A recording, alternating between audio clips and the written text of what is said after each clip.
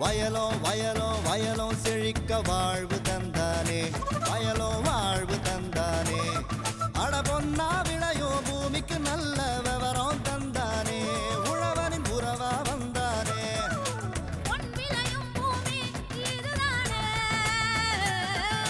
வயலோ வயலோ வயலோ செழிக்க வாழ்வு தந்தானே, வயலோ வாழ்வு தந்தானே. அட பொன்னா விளையோ பூமிக்கு நல்ல விவரம் தந்தானே, உழவனின் உறவா வந்தானே. தந்தன தந்தன தன தந்தானே, மண்வள பொங்கிட துணை வந்தானே. தந்தன தந்தன தன தந்தானே, மண்வள பொங்கிட துணை வந்தானே. வணக்கம் வேளாண் பெருமக்களே, அனைவருக்கும் குடியரசு தின நல்வாழ்த்துக்கள்.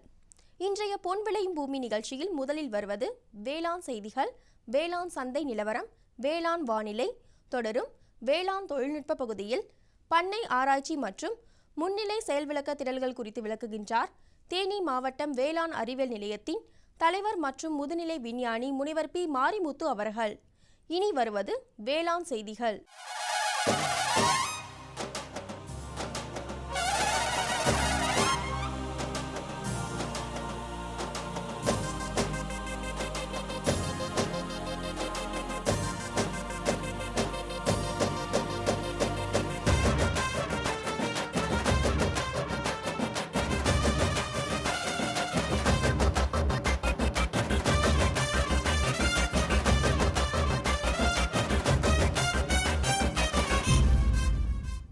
வணக்கம். வேளாண் செய்திகள். முதலில் வருவது மாத்தி யோசிச்சேங்க. நேரடி நெல் விதைப்பில் இயந்திரத்தின் பயன்பாடு பற்றி விளக்குகிறார் மதுரை மாவட்டம் தெற்கு தெரு கிராம வேளாண்மையாளர் எம் அருணாச்சலம் அவர்கள். வேளாண் ஆலோசனை நேரத்தில் பாரத பிரதமரின் முத்ரா கடன் திட்டம் பற்றி விளக்குகிறார் இந்தியன் வங்கியின் பொது மேலாளர் ஆர் மணிமாறன் அவர்கள். தொடர்ந்து வேளாண் சந்தையில் தமிழ்நாட்டில் உழவர் சந்தைகளில் காய்கறிகளின் இன்றைய சராசரி விலை நிலவரம், வேளாண் வானிலையில் காவிரி டெல்டா மண்டலத்திற்கான வானிலை அறிவிக்கை, விழுப்புரம், சேலம், நீலகிரி மாவட்ட வேளாண்மையாளர்களுக்கான வேளாண் அறிவுரை, உழவர் மற்றும் மீனவர்களுக்கான வானிலை முன்னறிவிப்பு. விரிவான செய்திகள். மாத்தி யோசிச்சேங்க. மதுரை மாவட்டம் மேலூர் தாலுகா தெற்கு தெரு கிராம இளம் வேளாண்மையாளர் எம் அருணாச்சலம். இவர் பொறியியல் பட்டம் பெற்ற பட்டதாரி. தன்னோடு கிராமத்தில் பிற படிப்புகளை மேற்கொள்ளும் இளைஞர்களோடு நேரடி நெல் விதைப்பு முறையினை கிராம வேளாண்மையாளர்களுக்கு இடையே பிரபலப்படுத்தி வருகிறார். எம் அருணாச்சலம் தனக்கு உதவியாக இருக்கும் மதுரை வேளாண் அறிவியல் நிலையத்தினையும் நினைவு கூறுகிறார். மேலும் அவரின் அனுபவங்களை நம்மிடையே கூற கேட்டபோது,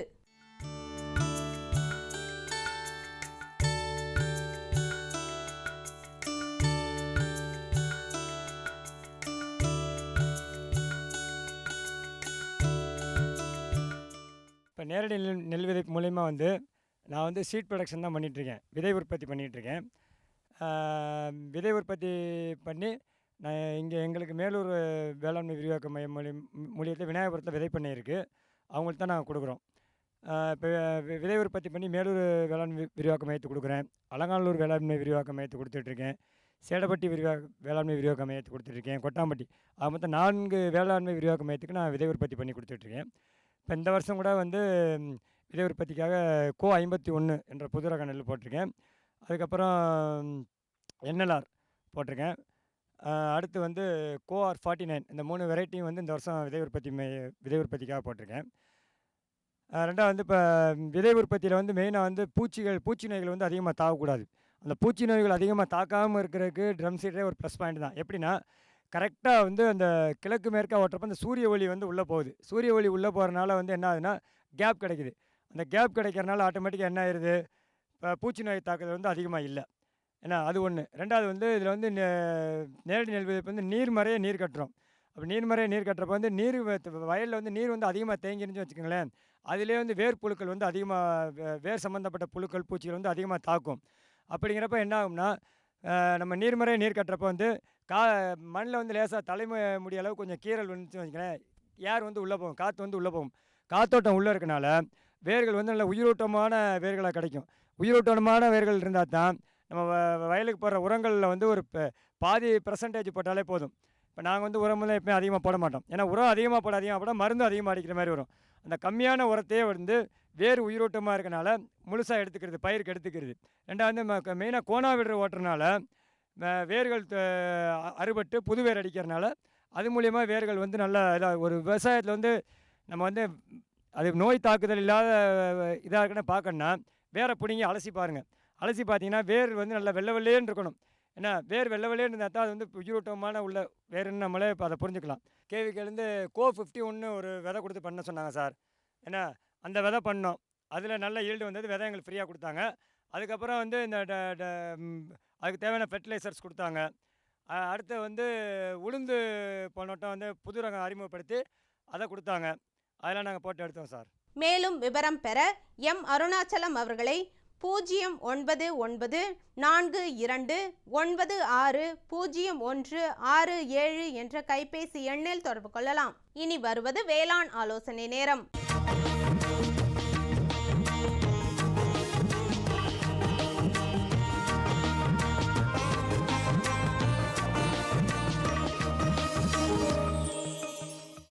இன்றைய வேளாண் ஆலோசனை நேரத்தில் பாரத பிரதமரின் முத்ரா கடன் திட்டம் பற்றி விவரிக்கின்றார் இந்தியன் வங்கியின் பொது மேலாளர் ஆர் மணிமாறன் அவர்கள். நேயர்கள் அனைவருக்கும் இந்தியன் வங்கியின் சார்பிலே என்னுடைய வணக்கங்கள். இந்தியன் வங்கி இந்த நாட்டு மக்களுக்காக பல அரிய சேவைகளை செய்து வருகின்றது என்பதை நீங்கள் அறிவீர்கள். நமது மாண்புமிகு பாரத பிரதமர் அவர்கள் கடந்த ஏப்ரல் மாதம் 8ஆம் தேதி அன்று prime minister Mudra Yojana PMMY என்கிற திட்டத்தினை ஆரம்பித்து வைத்தார்கள். அதாவது பிரதம மந்திரியின் முத்ரா திட்டம் என்பது தமிழில் இந்த திட்டத்திற்கு பெயர். இந்த திட்டம் விவசாயம் சாரா, விவசாயம் இல்லாத சிறு மற்றும் குறு தொழில் செய்பவர்களுக்காக கடன் உதவி வழங்கும் திட்டம், வங்கிகள் மூலம் கடன் உதவி வழங்கும் திட்டம். முத்ரா என்பது micro units development refinance agency என்பதனுடைய சுருக்கமாகும். இதற்காக முத்ரா வங்கி ஒன்றும் துவக்கப்பட்டுள்ளது. ஆனால் கடன்கள் வந்து வங்கிகள் மூலம்தான் உங்களுக்கு கிடைக்கின்றன. நாட்டின் பொருளாதார வளர்ச்சிக்கு சிறு தொழில் செய்பவர்களின் பங்கு மிகவும் முக்கியமானது. இந்தியாவினுடைய மொத்த உள்நாட்டு உற்பத்தியில் சிறு குறு தொழில் செய்பவர்களுடைய பங்கு 9% ஆகும். இவர்கள் உற்பத்தி துறையில் மட்டும் இவர்களுடைய பங்களிப்பு 45% ஆகும். இந்தியாவினுடைய மொத்த ஏற்றுமதியில் இவர்களுடைய பங்கு 36% ஆகும். நமது நாட்டில் விவசாயத்திற்கு அடுத்தபடியாக அதிக வேலைவாய்ப்பை தருவது இந்த சிறு குறு தொழில்கள்தான். சுமார் 10 கோடிக்கு அதிகமானோர் சிறு குறு தொழில்கள் மூலம் வேலைவாய்ப்பினை பெறுகின்றனர் நம் நாட்டில். இந்த புள்ளி விவரங்கள் மூலம் சிறு குறு தொழில் செய்பவர்களுடைய முக்கியத்துவத்தை நாம் உணரலாம். முத்ரா திட்டத்தின் முக்கிய நோக்கம் இந்த சிறு மற்றும் குறு தொழில் செய்பவர்களுக்கு எளிய முறையில் கடன் வழங்க வேண்டும். அவ்வாறு கடன் வழங்குவதன் மூலம் இம்மக்களின் பொருளாதார மற்றும் சமூக வளர்ச்சிக்கு வித்திட இயலும். இத்திட்டம் முழுமையாக செயல்படும் பொழுது சிறு மற்றும் குறு தொழில் செய்பவர்கள் ஒரு நிலையான வளர்ச்சியை அடைய முடியும் என்று இந்த திட்டம் எதிர்பார்க்கிறது. ஏற்கனவே கூறியவாறு இந்த திட்டத்தின் கீழ் விவசாயம் சாராத தொழிலை சேர்பவர்களுக்கு 10 லட்சம் வரை வங்கிகள் கடன் வழங்க வகை செய்யப்பட்டுள்ளது. இந்த திட்டத்தினுடைய மிகுந்த சிறப்பு என்னவென்றால், இந்த கடனை பெற எவரும் சொத்து அடமானம் என்றோ அல்லது 3வது நபர் ஜாமீனோ கொடுக்க தேவையில்லை. 10 லட்சம் வரையிலும் கடன் வாங்குவதற்கு. இந்த கடனை பெற சிறு குறு தொழில் செய்வோர் உற்பத்தியாளராக இருக்கலாம், சேவைத்துறையை சார்ந்தவராக இருக்கலாம், வியாபாரிகளாக இருக்கலாம், எந்த துறையை சார்ந்தவர்களாகவும் இருக்கலாம். இத்திட்டத்தின் கீழ் மிகுந்த சிறிய தொழில் செய்பவர்களுக்கு 50,000 வரை கடன் கொடுக்கப்படுகிறது. அதற்கு சிசு கடன் என்று பெயர் வைத்துள்ளார்கள். இதற்கு மேலும் சற்று பெரிய அளவில் தொழில் செய்பவர்களுக்கு 50,000 5 லட்சம் வரை கடன் வழங்க இந்த திட்டத்திலே ஏற்பாடு செய்யப்பட்டுள்ளது. இந்த கடனை கிஷோர் கடன் என்றும், அதற்கு மேல் சற்று பெரிய அளவில் தொழில் செய்பவர்களுக்கு 5 லட்சத்திலிருந்து 10 லட்சம் வரை கடன் கொடுக்கவும் இத்திட்டத்திலே வழிவகை செய்யப்பட்டுள்ளது. இந்த கடனுக்கு பெயர் தருண் கடன் என்றும் பெயரிடப்பட்டுள்ளது. தெருவோரம் வியாபாரம் செய்பவர்கள் இருந்து காய்கறி விற்போர், தள்ளுவண்டி வியாபாரம் செய்பவர் உட்பட அனைவரும் இத்திட்டத்தில் கடன் பெறலாம். இந்தியாவில் உள்ள அனைத்து வங்கிகளும், குறிப்பாக அரசு வங்கிகளிலும் இந்த கடன்களை பெறலாம். தங்களுக்கு அருகில் உள்ள கிளைக்கு சென்று இந்த வங்கி கடனை நீங்கள் வாங்கிக் கொள்ளலாம். நேயர்கள் அனைவருக்கும் என்னுடைய வேண்டுகோள், குறிப்பாக இந்த நிகழ்ச்சியை பார்த்து கொண்டிருக்கின்ற சிறிய மற்றும் குறு தொழில் செய்பவர்கள் தங்களுக்கு தேவையான கடன் வசதியினை பெற்றுக்கொள்ள அருகில் உள்ள அரசு வங்கி கிளைக்கு சென்று பலன் அடையுமாறு நான் கேட்டுக்கொள்கிறேன். நன்றி, வணக்கம். மேலும் விவரம் பெற ஆர் மணிமாறன் அவர்களை 044281343337 என்ற தொலைபேசி எண்ணில் தொடர்பு கொள்ளலாம். விளம்பர இடைவேளைக்கு பிறகு வேளாண் செய்திகள் தொடரும். சுகமாய் பரவும் நறுமணத்தில், சுவை எனும் இன்பத் தோட்டத்தில், வளர்ச்சி எனும் பாதையில், மலர்ந்திருக்கும் புன்னகையில், பசுமையான செடிகளில், பெரிய பெரிய வர்த்தகங்களில், தேனீக்களின் ரீங்காரத்தில், மகிழ்ச்சியின் இன்ப ஒலியில். NHM தோட்டக்கலை இயக்கம். எங்கள் விருப்பம் உங்களது புன்னகை. இனி வருவது வேளாண் சந்தை.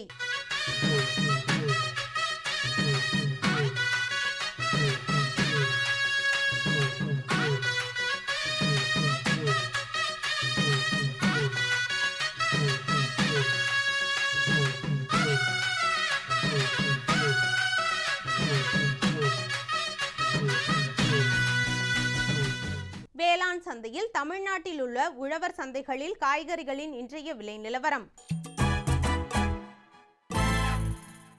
கத்தரிக்காய் 1 கிலோ 30 ரூபாய்க்கும், வெண்டைக்காய் 1 கிலோ 26 ரூபாய்க்கும், அவரைக்காய் 1 கிலோ 27 ரூபாய்க்கும், சின்ன வெங்காயம் 1 கிலோ 35 ரூபாய்க்கும், பெரிய வெங்காயம் 1 கிலோ 26 ரூபாய்க்கும், பச்சை மிளகாய் 1 கிலோ 30 ரூபாய்க்கும், தக்காளி 1 கிலோ 14 ரூபாய்க்கும், கறிவேப்பிலை 1 கிலோ 28 ரூபாய்க்கும், கொத்தமல்லி 1 கிலோ 21 ரூபாய்க்கும், புதினா 1 கிலோ 20 ரூபாய்க்கும் விற்பனை செய்யப்பட்டது. இனி வருவது வேளாண் வானிலை.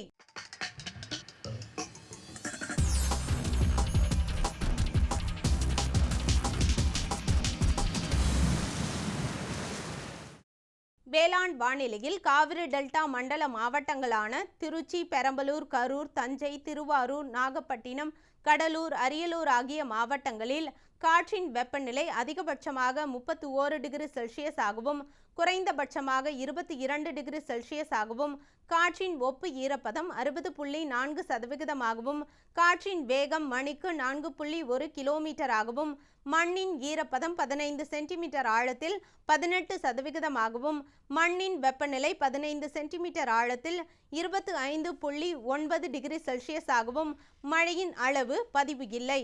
சூரிய கதிர்வீச்சு 349.4 கலோரி பெர் சென்டிமீட்டர் ஸ்கொயராகவும், வளிமண்டல அழுத்தம் 947.6 ஹெக்டா பாஸ்கல் அளவாகவும், இலையின் ஈரப்பதம் மணிக்கு 3.1 இருந்தது. விழுப்புரம் மாவட்ட உழவர்களுக்கான அறிவுரை.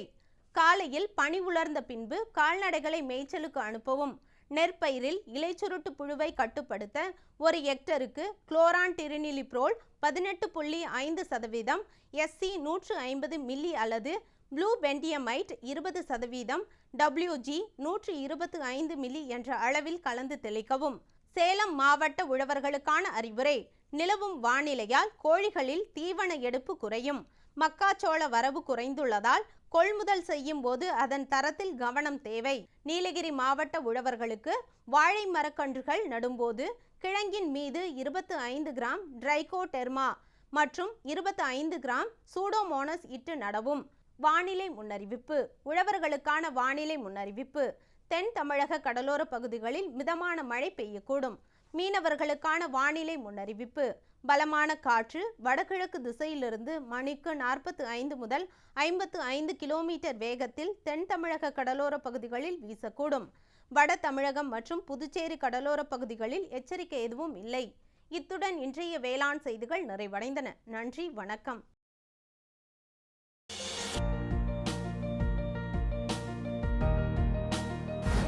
வேம்பு கலந்த யூரியா. சிறந்த உற்பத்திக்காக வேம்பு கலந்த யூரியா நம் நாட்டிலேயே 70 லட்சம் டன்னாக அதிகரிக்க 6 ஆலைகள் சீரமைக்கப்படுகின்றன. FCIL-இன் கோரக்பூர், சித்ரி, தல்ச்சர் மற்றும் ராமகுண்டம் ஆலைகள், HFCL-இன் பரௌனி மற்றும் BVFCL-இன் நாமருல் போர்ட் ஆகியன. பழம் நழுவி பாலில் விழுந்தது போல இப்பொழுது நம் நாட்டிலேயே வேம்பு கலந்த யூரியா உற்பத்தி செய்யப்படும். இதனால் விவசாயிகளுக்கு நன்மையே விளையும். 10% வரை தானிய உற்பத்தி அதிகரிக்கும். மண்ணில் 10-15% நைட்ரஜன் திறன் அதிகரிக்கும். சிறந்த உற்பத்திக்கு வேம்பு கலந்த யூரியா.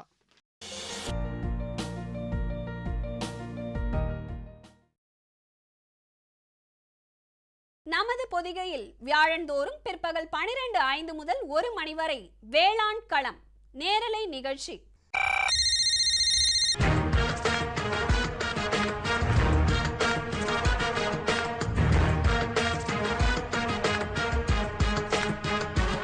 வேளாண்மையாளர்களுக்கான தொழில்நுட்ப தகவல்கள், புதிய வேளாண் முறைகள், மத்திய மாநில அரசுகளின் திட்டங்கள், வங்கிகளின் வேளாண் கடனுதவிகள், கால்நடை வளர்ப்போருக்கான புதிய தொழில்நுட்பங்கள், மீன்வள மேம்பாடு மற்றும் மீன் வகைகள், பருவநிலைக்கேற்ற வேளாண் ஆலோசனைகள், வேளாண், கால்நடை, மீன் வகை ஆகியவற்றை சந்தைப்படுத்த ஏற்ற தகவல்கள், இன்னும் எண்ணற்ற வேளாண் தேவைகளை வேளாண்மையாளர்கள் தொலைபேசி மற்றும் அலைபேசி வழியே அந்தந்த துறை வல்லுநர்களை நேரடியாக தொடர்பு கொண்டு விளக்கம் பெற்றிட பொதிகையின் இன்னொரு களம் வேளாண் களம்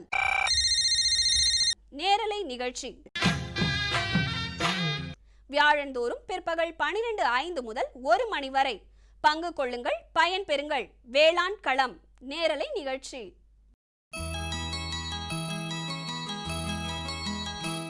வேளாண்மை அறிவியல் நிலையங்கள் தமிழ்நாட்டில் உள்ள மாவட்டந்தோறும் நிறுவப்பட்டு வேளாண்மையாளர்களுக்கு தொழில்நுட்ப பயிற்சிகள், களப்பயிற்சிகள் மட்டுமில்லாமல் புதிய தொழில்நுட்ப பயிற்சிகளோடு வேளாண்மையை எவ்வாறு மேற்கொள்வது என்பது குறித்து பாடமாக மட்டும் சொல்லித்தராமல் செயல்விளக்க திரள்கள் மூலம் அறிவுறுத்துகின்றனர்.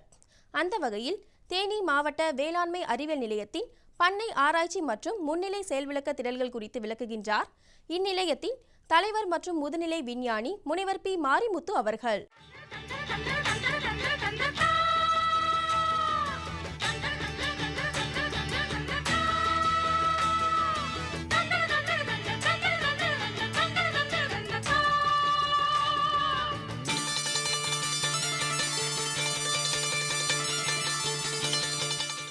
எங்களுடைய வேளாண் அறிவியல் மையமானது கடந்த 1994ஆம் ஆண்டு தொடங்கப்பட்டு இன்று முதல் 21 வருடமாக விவசாயிகளுக்காக பல்வேறு சேவை ஆற்றி வருகின்றது.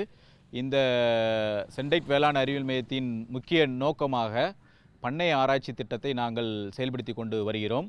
பண்ணை ஆராய்ச்சி திட்டத்திற்கு அடுத்து முன்னிலை செயல் விளக்க திட்டத்தின் மூலமாக விவசாயிகளுக்கு பல்வேறு வகையான தொழில்நுட்பங்களை பரப்பி கொண்டு வருகிறோம். அதற்கு அடுத்தபடியாக பார்த்தோமானால் நீண்டகால பயிற்சிகள் இங்கே நாங்கள் வழங்கி கொண்டிருக்கிறோம். அதற்கு அடுத்தபடியாக விரிவாக்க செயல்பாடுகளை விவசாயிகளுக்கு பண்ணி கொடுத்துக்கிட்டு இருக்கோம்.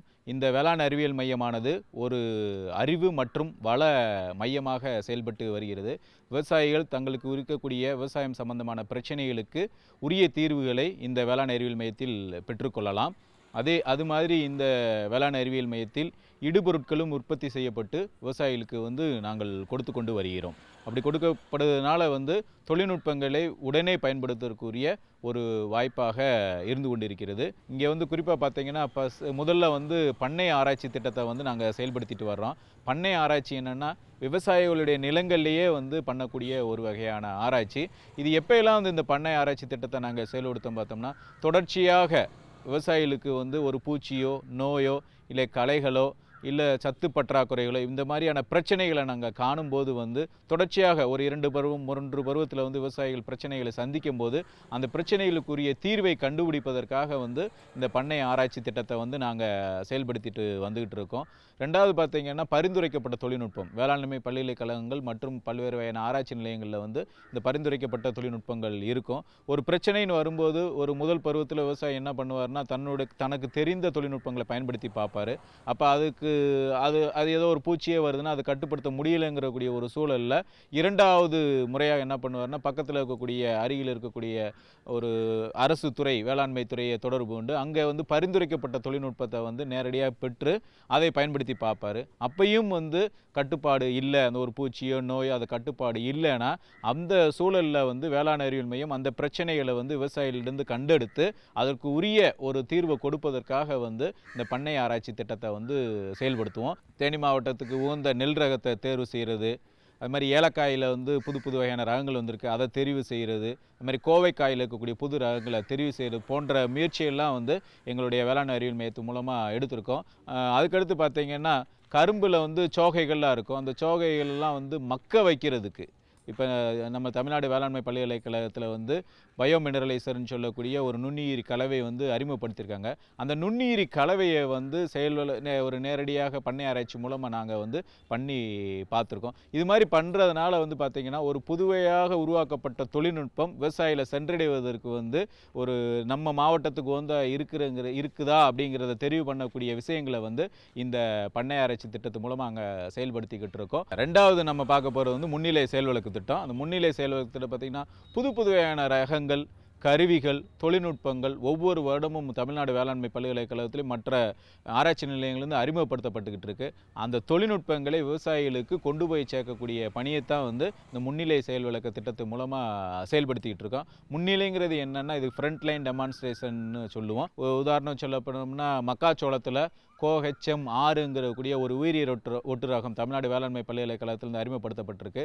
அதை நாங்கள் இங்கே விவசாயிகளுக்கு கொண்டு போய் சேர்த்துருக்கோம். அது மாதிரி கம்பு பயிரில் வந்து CO9ங்கிற ஒரு ரகத்தை வந்து விவசாயிகளுக்கு அறிமுகப்படுத்தியிருக்கோம்.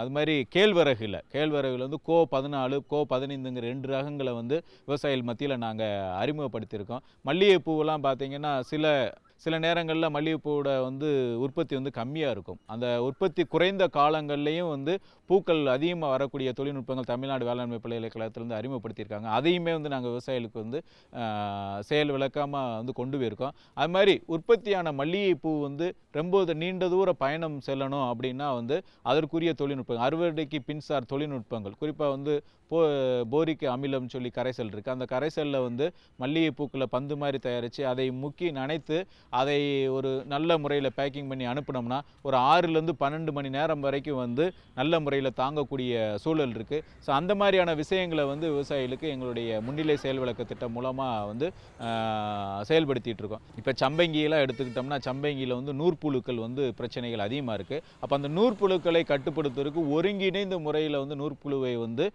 கட்டுப்படுத்தக்கூடிய தொழில்நுட்பங்களை விவசாயிகளுக்கு வந்து நாங்கள் கொடுத்துக்கிட்டு இருக்கோம்.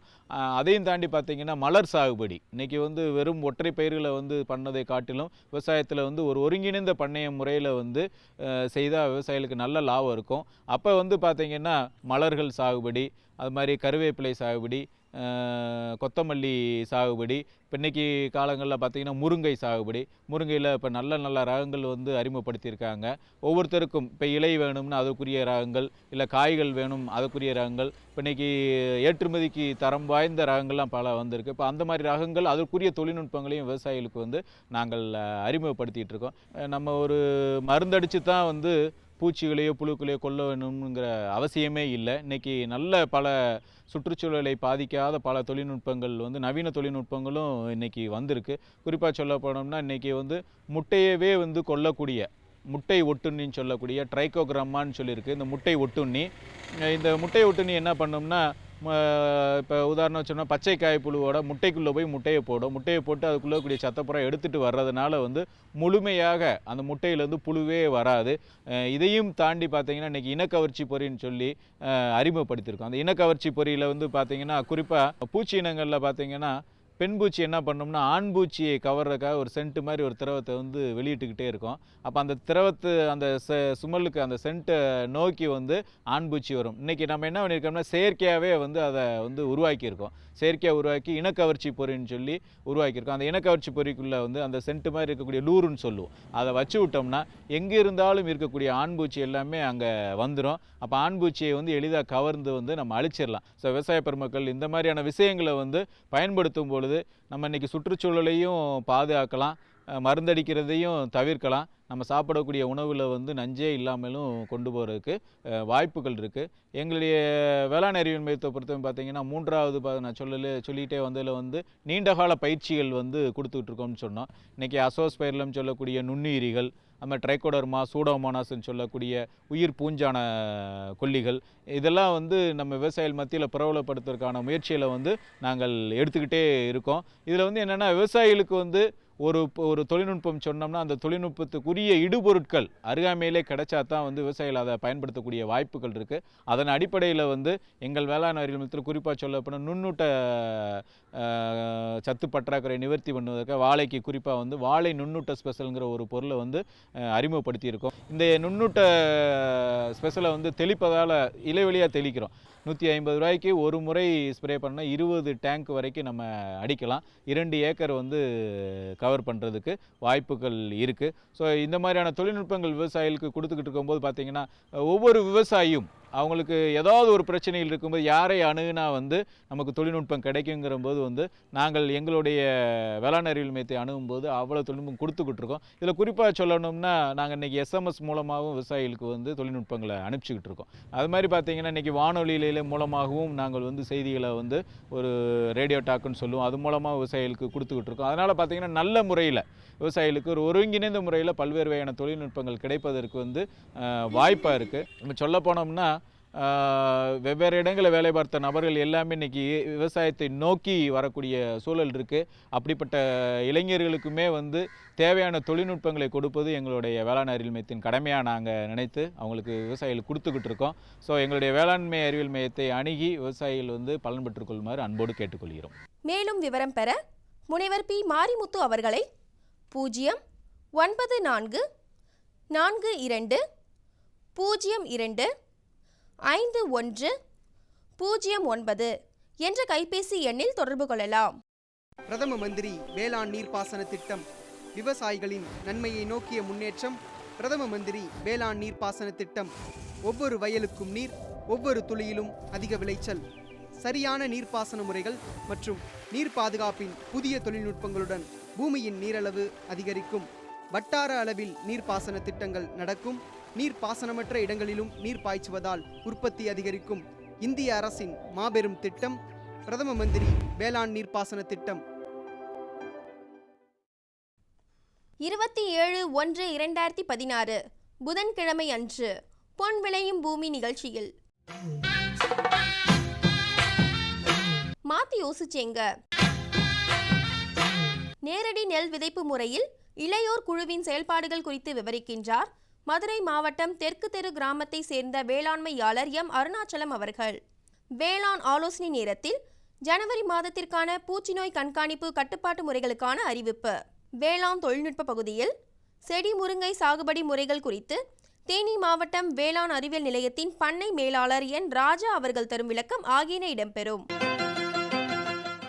நேயர்களே, இன்றைய நிகழ்ச்சியில் இடம்பெற்ற அனைத்து பகுதிகளும் உங்களுக்கு மிகவும் பயனுள்ளதாக அமையும் என்று நம்புகின்றோம். பொன் விளையும் பூமி நிகழ்ச்சியினை நீங்கள் இணையதளத்தின் வழியாகவும் பார்க்கலாம். எங்களின் இணையதள முகவரி www.youtube.com/user/agriculture சென்னை மற்றும் www.ddpodigai.org.in. ட்விட்டர் மற்றும் ஃபேஸ்புக் ஆகிய சமூக வலைதளங்களில் அக்ரிடிடி சென்னை என்ற முகவரியில் பார்த்து பயன்பெறலாம். உங்களது கருத்துக்கள் மற்றும் ஆலோசனைகள் வரவேற்கப்படுகின்றன. அனுப்ப வேண்டிய மின்னஞ்சல் முகவரி ddagri05chennai@gmail.com.